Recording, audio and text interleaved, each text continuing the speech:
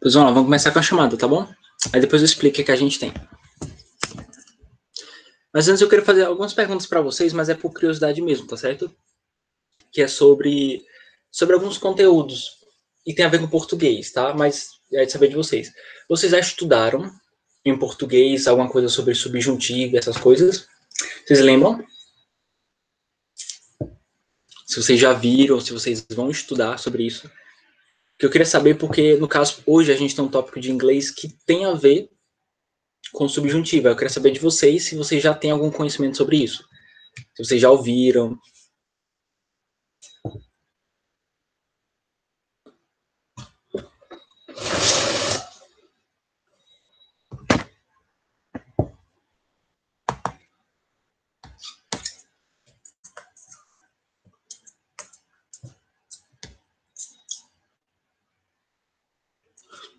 E só tem título aqui.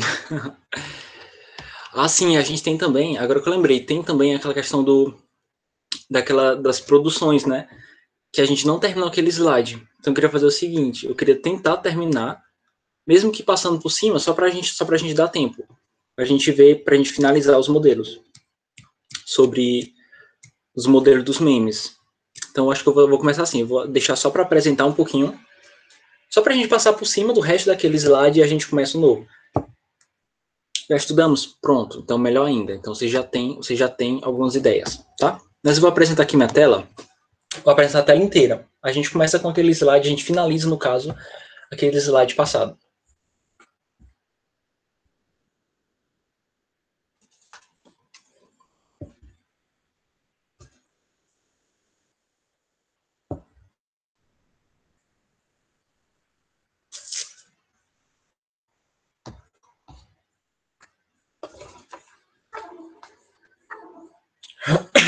E aí, pessoal, vocês estão vendo?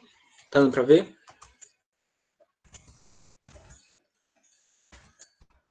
Sim, pronto, tá? A gente estava só vendo alguns modelos, na casa de memes, a gente já viu o Read in English, que para mim é o melhor, né, o mais engraçado. A gente tá vendo um pouquinho sobre trocadilhos, que às vezes é um pouquinho difícil de você fazer trocadilho, porque isso requer de você um certo conhecimento da língua inglesa, dos trocadilhos, dos sons, das palavras, mas ainda assim é bacana de fazer. No caso, eu vou deixar aqui esses que a gente chama de reaction, que é com reações, esses vão ser os mais fáceis, tá? Eu não vou terminar de ler todos, porque não vai dar tempo, mas eu vou deixar aqui para vocês esse tipo aqui, ó. Esse com certeza é o mais popular, porque é um meme que tem uma reação, uma imagem, e você tem uma legenda. E caso as imagens elas podem ser diversas, né? Tem a do Pernalonga, tem a do Pernalonga comunista, assim, o que não falta são reações. Eu acho que esse é o modelo mais acessível pra gente. Porque para você conseguir o template desse meme é muito fácil. É só você apagar, né, a parte da inscrição, e às vezes no celular mesmo você consegue editar o texto e colocar. Então eu acho que isso daqui talvez vai ser da preferência de vocês. Mas só para a gente entender como é que funciona. Esses memes de reações, vamos dizer assim, nada mais é do que você pegar uma imagem, geralmente de outro contexto, para expressar o seu pensamento em relação à legenda. Então é sempre assim, a imagem, ela reflete o que tu pensa sobre o que tu acabou de escrever. Por exemplo, eu lembro esse meme aqui me lembra muito quando a gente estava vendo sobre algumas gírias britânicas, que até eu falei sobre aquela história de eles chamarem tudo que eles gostam de copo de chá. Aí até eu falei, né, que tinha um meme, acho, talvez quem lembra, eu acho que eu falei com o Ítalo isso, que tinha um meme que dizia o seguinte, né, que se um britânico não gosta de chá, então a xícara de chá não era sua xícara de chá, deu até uma confusão na expressão. Mas justamente esse meme aqui, tá? A gente pode traduzir assim, né? If you don't like tea, then a cup of tea is not your cup of tea. Ou seja, se você não gosta de chá, então a xícara de chá não é a sua xícara de chá. Ou seja, é um meme de confusão. A intenção dessa imagem é só expressar uma confusão ou então uma contradição. Isso aqui, cara, já dá boas ideias. Você pode colocar qualquer legenda aqui, que essa imagem de confusão, de desespero, ela expressa. Você pode fazer isso, sei lá, você pode desabafar sobre o EAD. Eu sei que muitos de vocês, com certeza, já estão cansados. Com certeza. Você pode usar esse meme para construir alguma legenda sobre o EAD, por exemplo. Eu sei que sim, né? Estamos todos, né? Por exemplo, esse aqui, que ficou muito popular, que ele é do Pernalonga, que é para fazer aquela cara de gente Snob, que no caso a gente usa em contextos quando a gente quer meio que dizer que alguém é snob. Então até eu peguei esse daqui, que dizia o seguinte, até o cara colocou meme em branco, cara, difícil de ler assim, mas diz o seguinte, né? Can you send me this song? Ou seja, você pode me enviar essa canção? Aí ele vai responder, I can't, I use Spotify. Ou seja, eu não posso, eu uso Spotify. Aí tem a reação do Pernalonga. Porque tem aquele negócio, né? Quem usa Spotify é chique. Então não é qualquer um que usa Spotify, sabe? Então você não vai conseguir enviar. Então encaixa perfeitamente. Vai ver. Pronto. Pode ser. Isso aqui combina muito bem para você fazer piada com gente que fala estranho. Tipo assim, espero que eu não esteja incluso no meio. Mas, por exemplo, eu reconheço, cara, às vezes eu falo muito estranho. Eu tenho um jeito de falar, tipo, se eu não sei usar gírias, às vezes eu fico conjugando todos os verbos e o pessoal acha que é snob. Inclusive, a Paula fica fazendo bullying comigo por causa disso. Tipo, há muito tempo que eu conheço a Paula, ela sempre fala isso de mim. E esse meme é a cara dela. Não sei porquê. Eu olho para esse Pernalonga e imagino a Paula. É incrível. Mas aqui a gente tem outro, que também segue a mesma lógica, né? É para ridicularizar essa sofisticação. Tá sendo British, me. Ou seja, porque justamente o britânico tem aquela fama de ser muito formal, de ser muito chique, muito polido, muito educado, e aquilo soa snob para algumas pessoas. Então tá aí, também encaixaria muito bem. Esse daqui, ele meio que dispensa a legenda, porque isso aqui depende muito da tua criatividade. É aquele meme do Pernalonga comunista, que é tudo que você compartilha e você quer... Não, tudo que alguém compartilha e você quer para você também, você diz que aquilo é de vocês, é nosso. Aí sempre aparece um meme lá do Pernalonga. Esse caso eu nem achei com legenda, que geralmente o pessoal usa só a imagem mesmo. Isso aí, são templates. Esse daqui também é reação, eu não vou traduzir todos, tá? Vou mais apresentar sobre os templates, né? Esse daqui, no caso, é uma coisa que você acha que fez, que tá muito boa, e do nada você percebeu que fez uma burrada. Pronto, Sara. Coisa de gente snob. É uma boa ideia. Você basta colocar isso em inglês. Ó, a gente tem esse daqui, que no caso é aquele da inteligência, que no caso foi o primeiro meme que eu usei para abrir o slide. Que no caso é simplesmente para exaltar, você coloca tipo em escala. Ou você pega o jeito de falar de alguém, ou alguma imagem, e você vai colocando na escala o que parece mais inteligente. No caso, a gente tinha LOL, que é uma maneira de rir.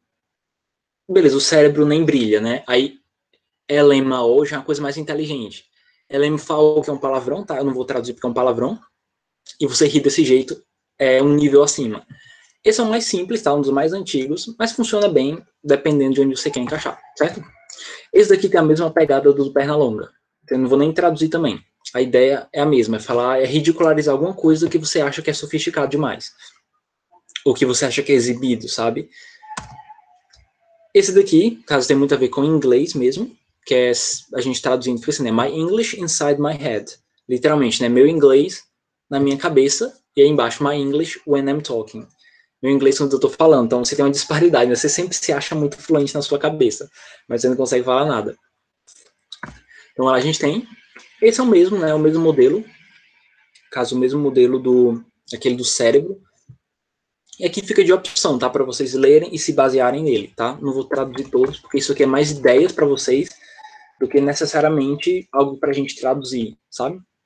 Então, esses foi o que eu separei daqueles temas principais, né? Sobre trocadilho, sobre leia em inglês e sobre reações, tá?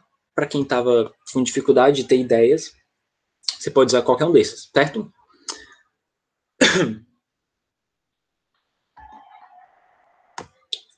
Pronto, pessoal, agora sim, tá? A gente vai tentar entrar aqui no tópico de gramática do nosso capítulo, tá?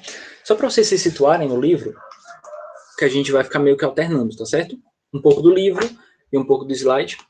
E no caso, vai ser a página 57, tá?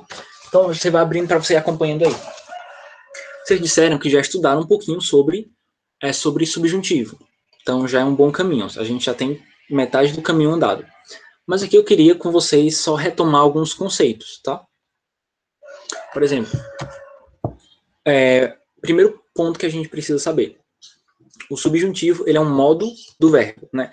A gente nunca deve confundir modo verbal com tempo verbal, né? Tempo verbal é presente, é passado, é futuro, futuro do pretérito e tudo isso. Agora, modo verbal é muito mais uma ideia que o verbo transmite do que qualquer outra coisa. É tanto que o modo de a gente entender subjuntivo é a gente pegar, por exemplo, e contrapor com o indicativo. Tipo, qual é a diferença do modo indicativo para o que seria o modo subjuntivo, tá? O modo indicativo a gente usa para uma coisa, para falar de certezas, para falar de ações que são certas. Eu poderia até dar aqui alguns exemplos em português mesmo, só para a gente reforçar isso. Por exemplo, tem a seguinte frase. Deixa eu pegar aqui. Pedro joga videogames. Super simples, tá? Pedro joga videogames. Eu sei que isso aqui é modo indicativo porque essa ação ela é certa. Você não tem nenhuma dúvida de que essa ação acontece. Pedro joga videogame. É uma ação certa.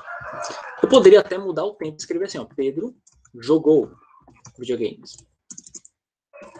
Eu estou mudando o tempo, mas eu não estou mudando a ideia. Continua sendo uma ideia de certeza. Ou seja, Pedro jogou videogames. Está no passado, mas ainda é uma certeza. Então, no geral, o modo indicativo, ele transmite ideias de certeza. Em qualquer tempo verbal, tá?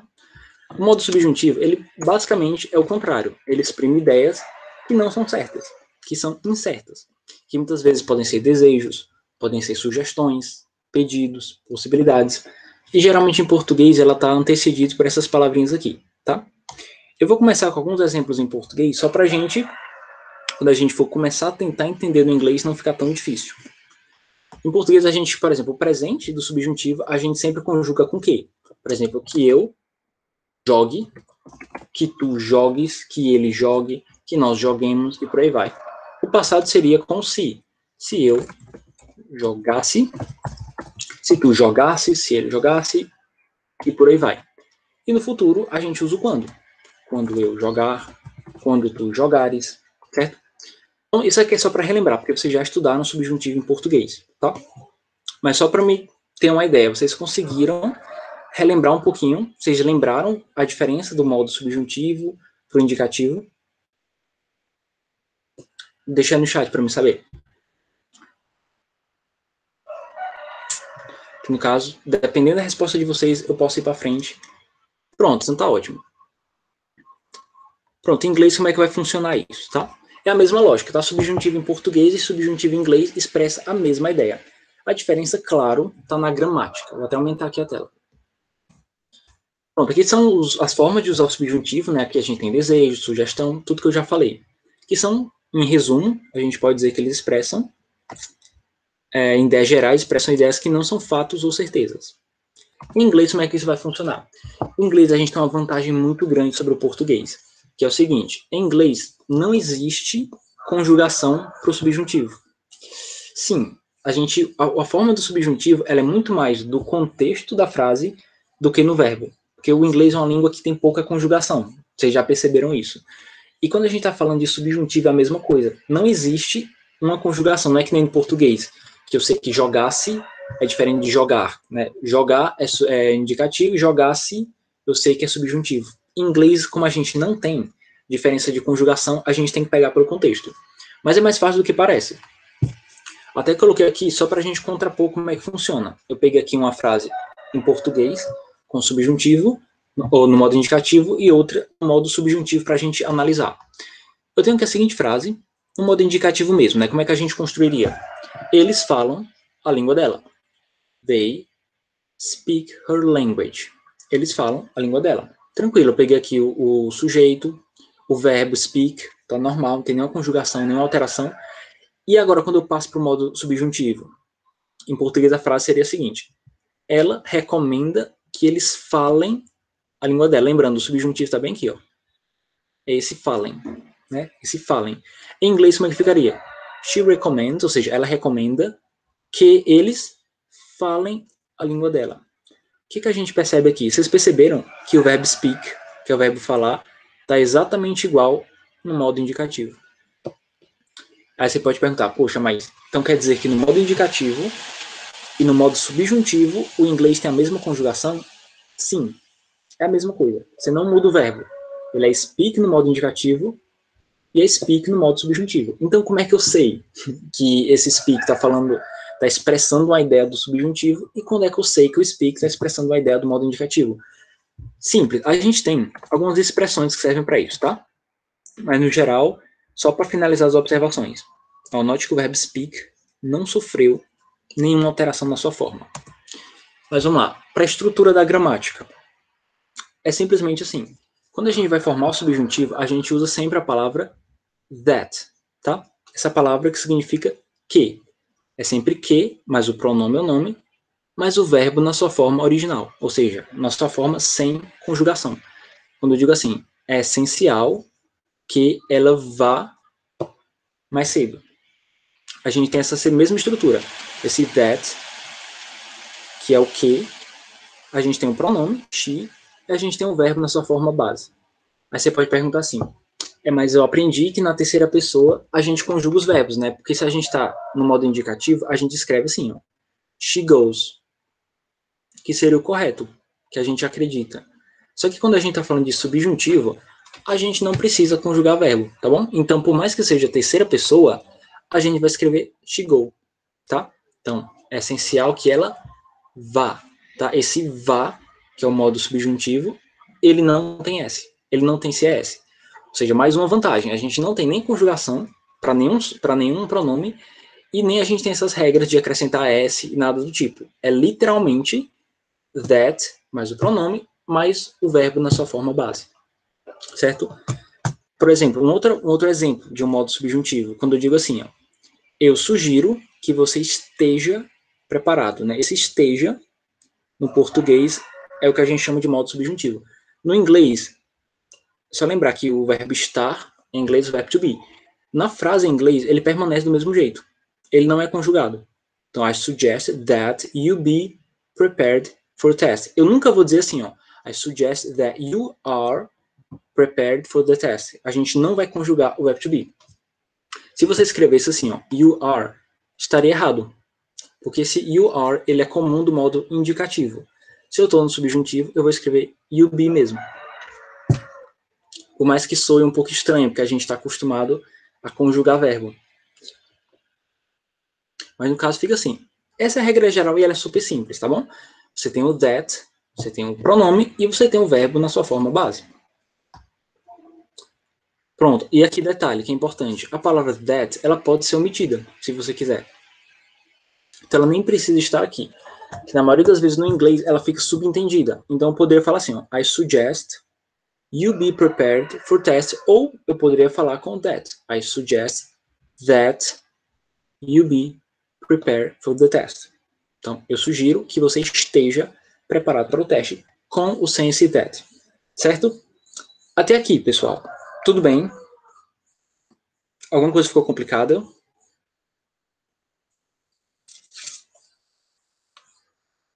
Como é que vocês estão? Vocês acham que vocês entenderam? Tá difícil?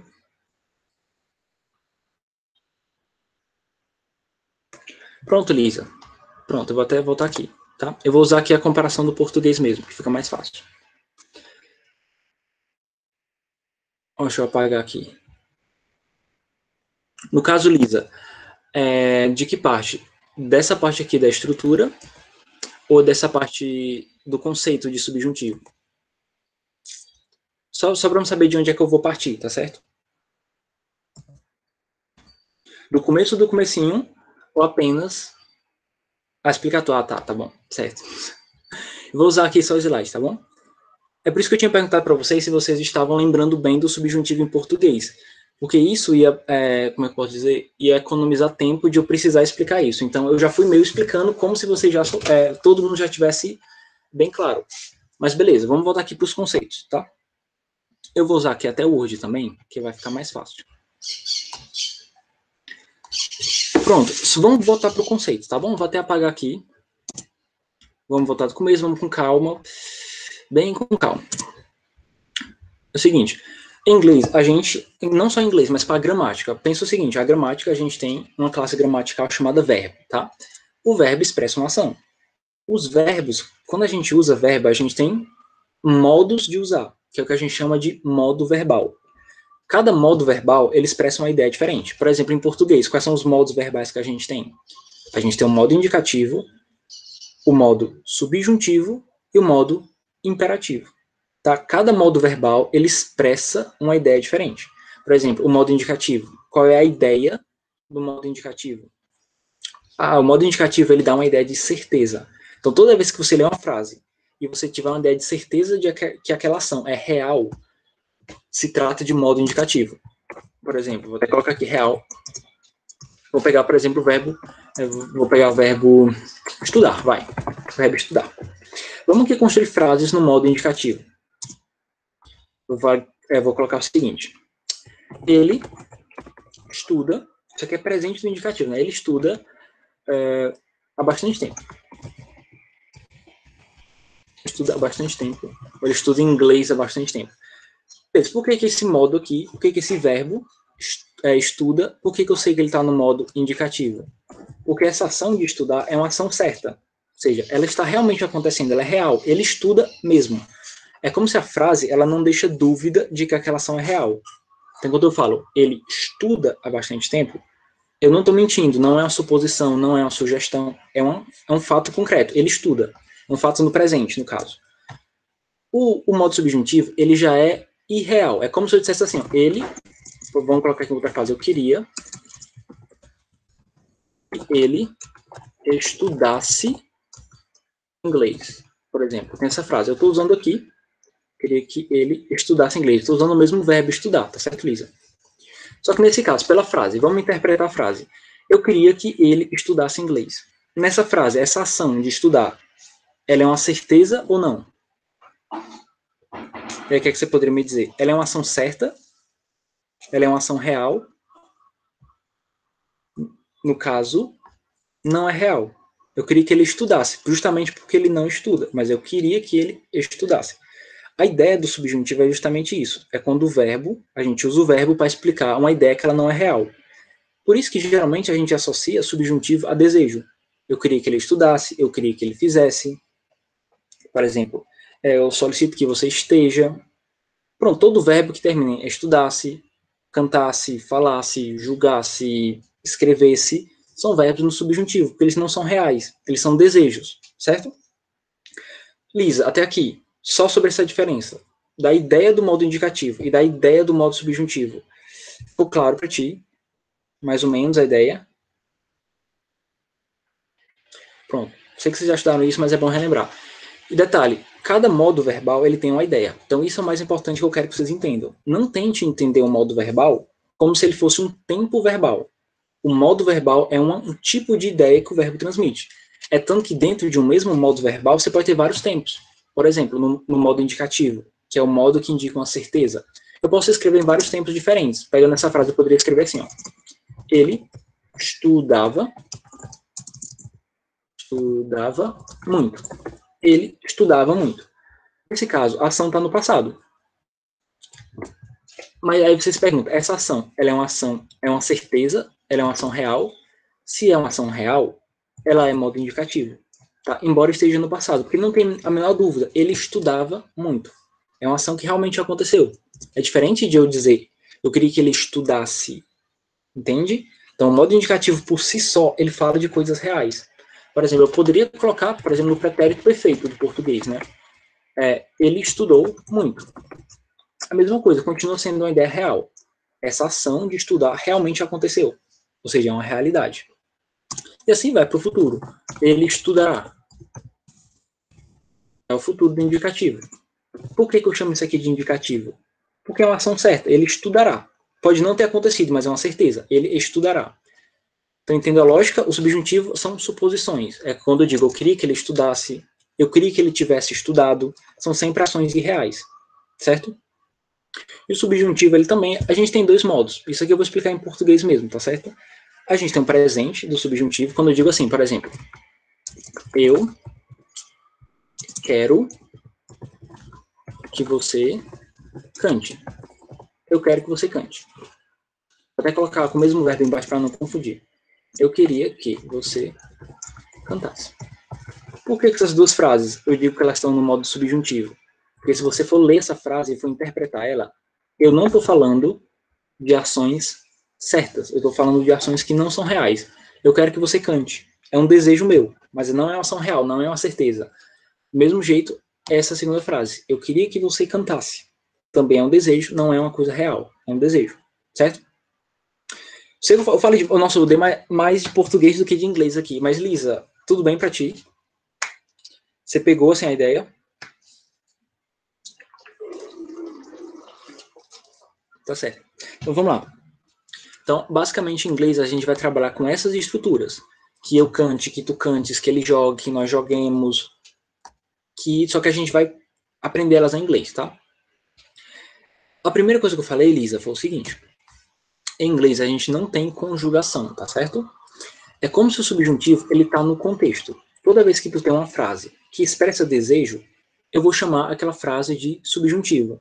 Eu não vou olhar para a conjugação do verbo. Por quê? Porque como a gente observa aqui, no modo subjuntivo não existe conjugação. Então, por exemplo, essa frase aqui, que eu deixei aqui embaixo, ela é uma frase no modo subjuntivo, que a gente traduz assim, ó. Ela recomenda que eles falem a língua dela. Aqui, em português, a gente tem um modo subjuntivo, mas em inglês, a gente tem um verbo na forma base dele.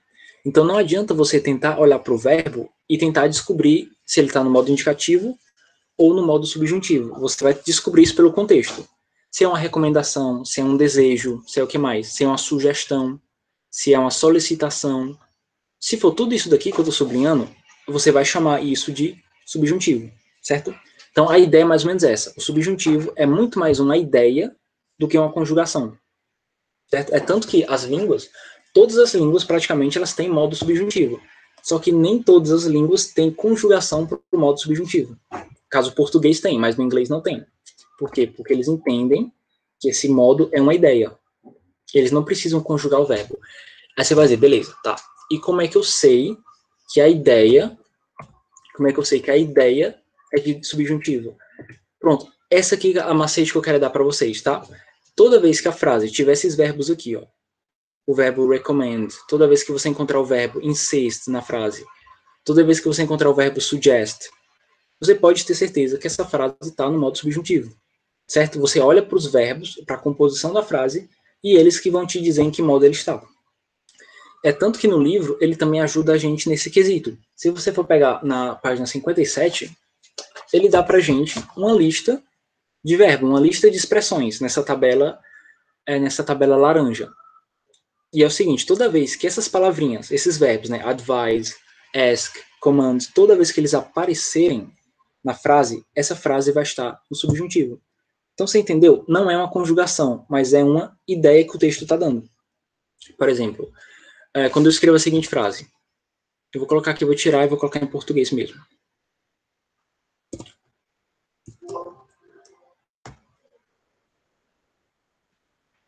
Quando eu escrevo isso aqui em inglês, vou usar as expressões que o livro está dizendo. Eu vou usar o verbo advise, tá? Que é o verbo dar dica, que é propor qualquer coisa do tipo. Pode ser aconselhar também, que é o verbo aconselhar. Toda vez que a gente usa o verbo advise, a frase vai estar automaticamente no subjuntivo. Como é que funciona? Isso funciona assim, ó. Eu aconselho que você estude inglês. Vou usar o verbo aconselhar, tá?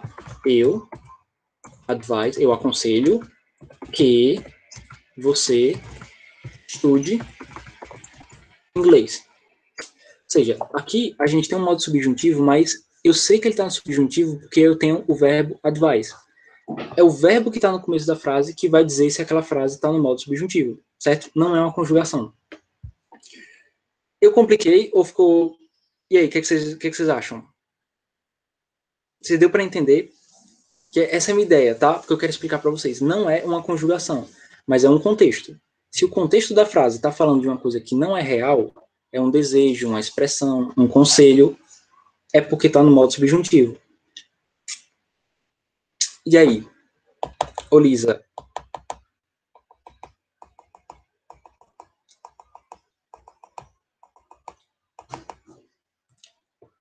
Entendeu? Tem certeza?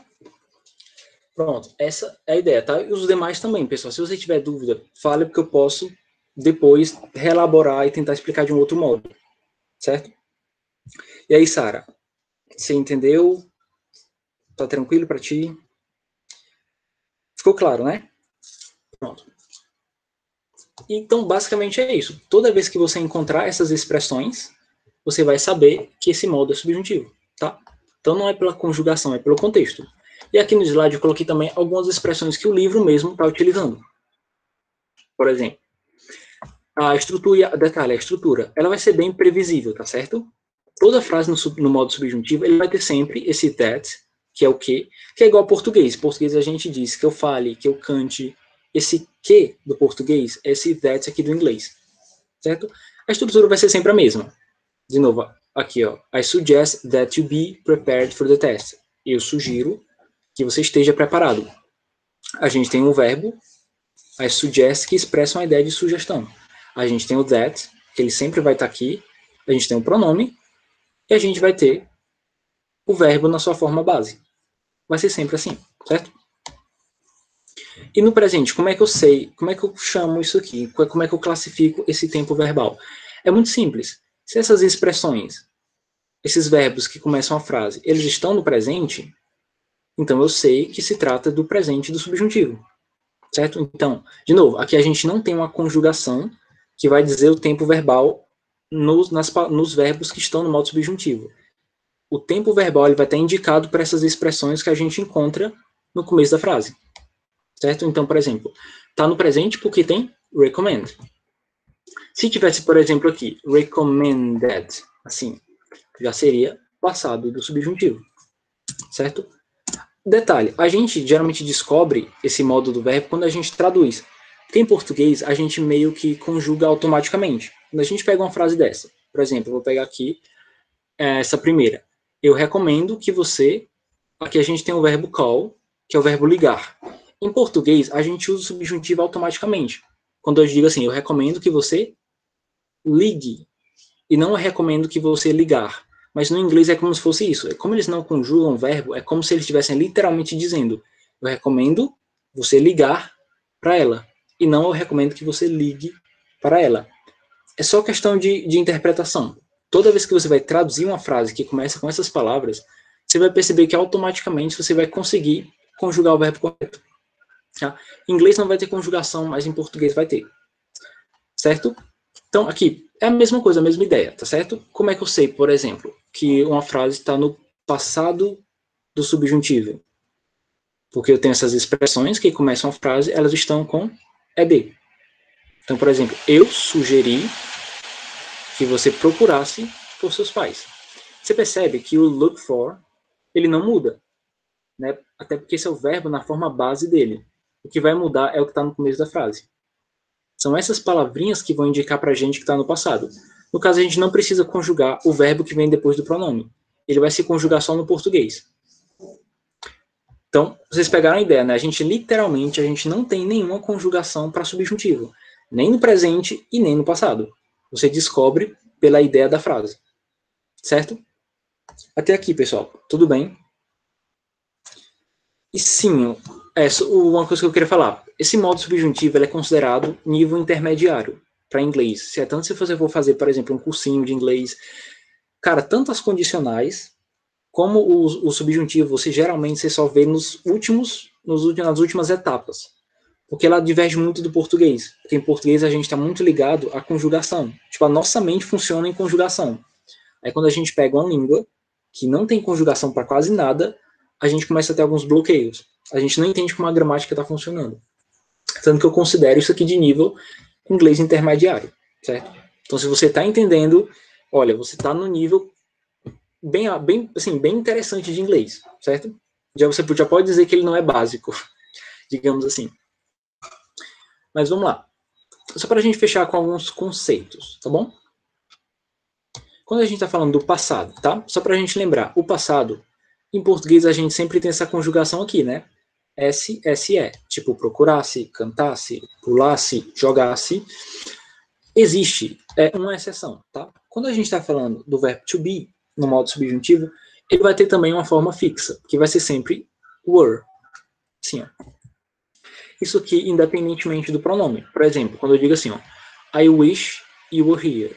Eu queria que você estivesse aqui. Você percebe que quando a gente traduz para o português, o subjuntivo está bem aqui, ó, no estivesse.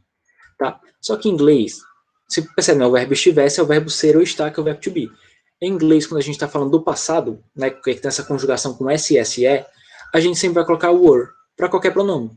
Então, por exemplo, eu tenho you, I wish you were here. Eu queria que você estivesse aqui. E agora, se o pronome fosse, por exemplo, terceira pessoa, não tem problema, vai ficar were também. Eu solicitei que ela estivesse aqui.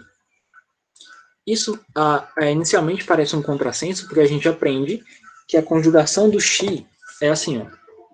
Vou deixar no chat. Ela é assim, she was. Só que como a gente está falando de um outro modo verbal, a gente usa she were, por mais que pareça errado, tá? Mas aqui é basicamente uma exceção dentro do subjuntivo no passado, especificamente só para o verbo to be, certo? Mas a lógica continua sendo a mesma. Você tem a mesma estrutura, né? I request, você tem essas expressões que o livro está listando para a gente, você tem o that, que está aqui, e você tem o pronome, e você tem o verbo aqui no modo subjuntivo. A estrutura ela vai ser sempre a mesma, tanto no presente como no passado. Você só vai mudar o tempo de fato do verbo. E vamos lá. Até aqui, sobre esse comentário, sobre o passado, como a gente formou o passado. Alguma dúvida que eu acho que alguns podem ter? Ficou claro para vocês?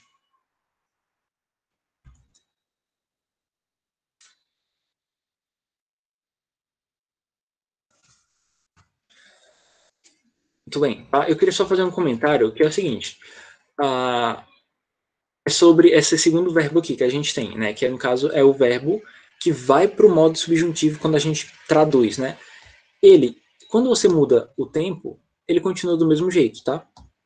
Eu comentei isso, mas é bom reforçar, tá? É literalmente quando a gente muda o tempo verbal, a gente muda só o tempo da expressão que a gente está usando no começo. Então, nunca a gente vai conjugar verbo em tempo nenhum. E pronto, aqui eu queria ter só, para finalizar, existe uma variação, tá? Desse tipo de modo no inglês, que no caso é uma variação especificamente do inglês britânico, que é uma mania de colocar um verbo modal, que é o should, tá? No meio do modo subjuntivo. Por exemplo, eu tenho aqui essa frase que está no presente, né? Eu recomendo, então está no presente, eu recomendo que você. Aí eles vão, em vez de colocar assim, I recommend you call her, que nem eu fiz, eles têm a mania de colocar esse should entre o pronome e entre o verbo. O que é que isso muda? Pessoal, não muda nada. Em termos de. Não muda o modo do verbo, ele continua do mesmo jeito. Mas é uma variação típica do inglês britânico. E quando a gente vai traduzir, fica tipo assim: eu recomendo que você deveria ligar para ela. Entendeu? A gente acrescentou esse deveria aqui. Mas eu poderia escrever sem deveria? Poderia escrever assim, ó. I recommend that you call her. Sem nenhum problema. Mas eles têm a mania de colocar o should bem aqui. O que não está errado, tecnicamente. É só uma variação. A mesma coisa acontece no passado. Quando eu vou dizer o seguinte, né? Eu recomendei que você ligasse para ela. Eu poderia escrever assim, sem o should, né? I recommended you call her. Eu recomendei que você ligasse para ela. Poderia. Mas, se você quiser escrever com should, você pode colocar ele aqui antes do verbo. Eu recomendei que você deveria ligar para ela. Certo? Essa parte aqui, tudo bem? Tudo bem para vocês? Eu fico perguntando várias vezes porque eu considero isso aqui um pouco difícil, tá bom? Então não é para ser chato, é para saber se vocês estão ligados, se vocês não estão com dificuldade. Que dependendo de como vocês estiverem, eu posso planejar aulas diferentes para a gente tentar explicar isso de outro jeito. Certo? Pronto, deixa eu sair aqui da tela. Pronto, o professor já chegou. Pessoal, a gente continua a próxima aula, tá certo? Sobre alguns comentários sobre o subjuntivo, certo? Até a próxima.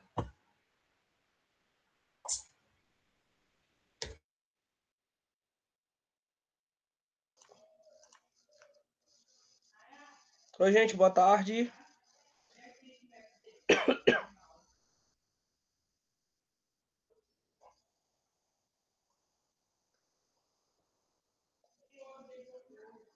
Tudo bem? Beleza? Cadê vocês?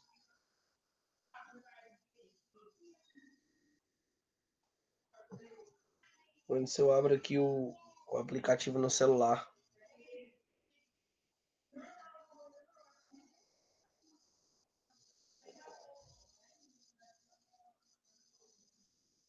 Então, beleza, vamos lá, né? Boa tarde para vocês mais uma vez.